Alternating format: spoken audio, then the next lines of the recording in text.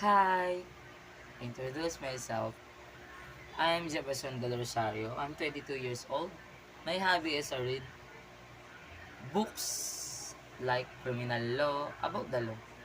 And my talent is singing, sometimes dancing. First question, what is your favorite subject and why?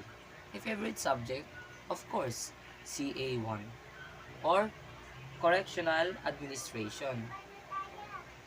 Why? Because I want to know our rules and regulation about inside the jail. Next questions. What interested you in taking this course? First, my course is criminology. So about a public servant and about the law. And I taking this course obviously to find out management inside the jail and rules and law about correctional. Cause I want taking this course.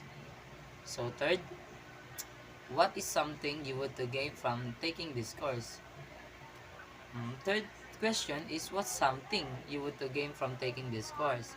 So for this course, I want to be a good policeman in the future and that there are many achievements as a police officer. That's it. Thank you.